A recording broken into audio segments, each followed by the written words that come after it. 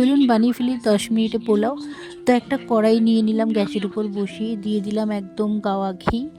তার মধ্যে দিয়ে দেব আমি তেজপাতা আর গোটা কাজু আর কিশমিশ। তো গোটা কাজু আর কিশমিশটা একদম ঘিয়ে ভালো করে ভেজে নিতে হবে। তো কাজু আর কিশমিশ দিয়েই দিয়েছি, তো এটা হালকা করে ভেজে নিচ্ছি। ভাজার পর এটা আমি তুলে নেব।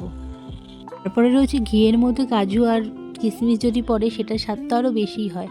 তো এটা আমি একদমই ঘিতে বানাবো পোলাওটা। তো তার জন্য আমি দেখো কাজু আর কিশমিশটা ভেজে নিচ্ছি। দেখো কিশমিশগুলো কীরকম ফুলে উঠেছে, মনে হচ্ছে এক্ষুনি ফেটে পটপট করে আমার গায়ে লাগবে।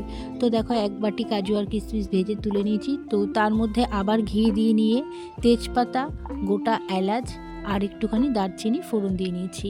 সাথে দিলাম গোবিন্দভোগ চাল আর স্বাদ অনুসারে নুন। আর এর মধ্যে আমি কোনো ফুড কালার ইউজ করব না, তাই ফুড কালার ছাড়াই ঘরের কালার রং, এটা আমি হলুদ দিয়ে নিলাম। তো খুব অল্প করেই দিয়ে নিচ্ছি হলুদটা। তো দেওয়ার পর ভালো করে নাড়িয়ে চাড়িয়ে নিচ্ছি। নাড়িয়ে চাড়িয়ে এর মধ্যে আমি আর এদিক ওদিক করে অন্য কিচ্ছু দেবো না, যেহেতু 10 মিনিটে বলেছি, আমি 10 মিনিটেই তোমাদেরকে দেখাবো রান্নাটা। আর দেখতেই পাচ্ছ এর মধ্যে আর অন্য কিচ্ছু সেরকম আমি দিলাম না। তো এটা ভালো করে একটু নাড়িয়ে চাড়িয়ে হালকা করে ভাজা করে নিয়েছি। তো এর মধ্যে আমি দিয়ে দেবো জল, পরিমাণ মতন জল দেব। যতটা যে যেরকম চাল নেবে সেরকম মাপ হিসেবেই চাল মানে জলটা দিয়ে নেবে। তো আমি মাপ হিসাবেই দিয়ে নিচ্ছি। তো আমি এখানে খুব বেশি না 300 থেকে 350 গ্রাম মতন চাল নিয়েছি।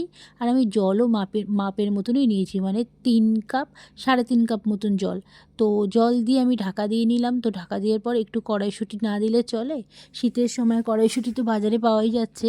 তো কড়াইশুঁটিগুলো ভালো করে ছাড়িয়ে নিচ্ছি। ছাড়িয়ে নিয়ে এর মধ্যে দেখো ঢেকে রেখেছিলাম, চালটাও আমার ফুটছে। তো সেখানে আমি দেখো কাঁচা কড়াইশুঁটিগুলো উপর থেকে দিয়ে নিলাম। তাতে কি হবে, কড়াইশুঁটিটা কিন্তু আমি তেলের মধ্যে দিইনি যাতে ফটফট করে আমার গায়ে ছুটে না চলে আসে। তো আমি এই ফোটান্ত মানে জল আর চালের সাথে কড়াইশুঁটিগুলো দিয়ে নিচ্ছি, দেখতেই পাচ্ছ। তো দেখো আমার চালটা প্রায় গোবিন্দভোগ চাল দিয়ে করছি, সেটা প্রায় সিদ্ধ হয়েই এসছে। তো আমি আরেকটু ঢাকা দিয়ে নিচ্ছি যাতে একটুখানি চালটা আরও সিদ্ধ হয়ে যায়। তো দেখো ঢাকনিটা তুলে নিচ্ছি, দেখো কতটা জল আমার শুকিয়ে গেছে, প্রায় টেনে এসছে। তো আমি এর মধ্যে মিষ্টি হিসাবে দিয়ে দিচ্ছি জাগরি পাউডার, মানে গুড়ের পাউডার। যেহেতু আমি চিনি খাই না সেই কারণে আমি জাগরি পাউডার দিয়েছি। তোমরা চাইলে জাগরি পাউডারও দিতে পারো, সাথে তোমরা চাইলে চিনিও দিতে পারো। তো তোমাদের ইচ্ছা, তো তোমরা চাইলে এর সঙ্গে দুধও অ্যাড করতে পারো, আমি দুধটা দিইনি। ও সেটা দেওয়ার পরে দেখো বাটির মধ্যে কাজু কিশমিশ রয়েছে ভাজা, আর সেটা আগে মুখে না দিয়ে রান্নাতে দেবো, হতেই পারে না। আগে দিয়ে নিলাম মুখে, তারপরে পড়বে আমার রান্নাতে। তো দেখো এর মধ্যে সেই কাজু আর কিশমিশটা ভেজে রেখেছিলাম সেটাই ওপর থেকে একদম ছড়িয়ে দিচ্ছি সুন্দর করে। আর ভাজা তেজপাতা ছিল সেটাও দিয়ে দিচ্ছি। তো এটা দিয়ে ভালো করে নাড়িয়ে চাড়িয়ে নিয়ে দেখো একদম ঝোলটা আমার টেনেও গেছে, রাইসটাও মানে গোবিন্দভোগ চালটাও সিদ্ধই হয়ে এসছে।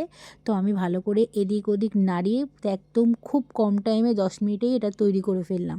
তো তোমরা চাইলে বাড়িতে এই 10 মিনিটে মানে পোলাওটা তৈরি করে নিতেই পারো, কোনো কষ্ট নেই, কোনো ঝামেলা নেই। বাড়িতে থাকতে হবে খালি কাজু বাদাম, কিশমিশ, কড়াইশুঁটি, ঘি আর চাল, আর কিচ্ছু লাগবে না। তো তার সঙ্গে আমি একটু পাশে আলুর দম বসিয়েছি। তো জমে যাবে আজকে আমার রাতের পুরো ডিনারটা।